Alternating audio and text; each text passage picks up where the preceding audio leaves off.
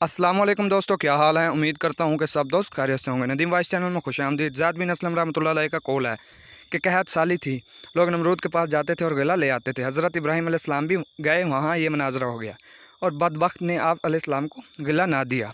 आप खाली हाथ वापस आए। घर के करीब पहुँच कर आपने दोनों बोरियों में रेत भर ली कि घर वाले समझे कि कुछ लाए हैं। घर आते ही बोरियां रख के सो गए। आपकी बीवी साहिबा हज़रत सारा अलैहिस्सलाम उठी, बोरियों को खोला तो उम्दा अनाज से दोनों भरी हुई थी।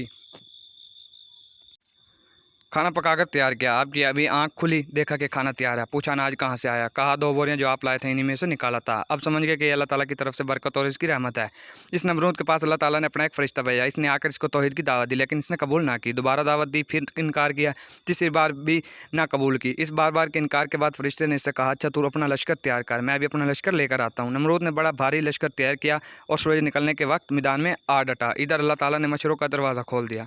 मच्छर इस कसरत से आए कि लोगों को सूरज भी नज़र ना आया। यह खुदाई फ़ौज नमरूदियों पर गिरी और कुछ ही देर में इनका खून तो क्या, इनका गोश्त भी खा गई और सारे के सारे वहीं हलाक हो गए।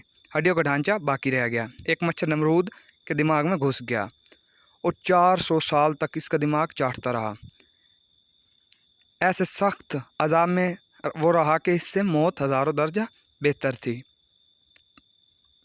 अपना सर दीवारों और पत्थरों पर मारता, यूं ही रिंग रिंग कर इस बदबख्त की हलाकत हुई। मज़ीद वीडियो के लिए मेरे चैनल को सब्सक्राइब करें। वीडियो मुकम्मल देखने के लिए शुक्रिया। अल्लाह निगहबान।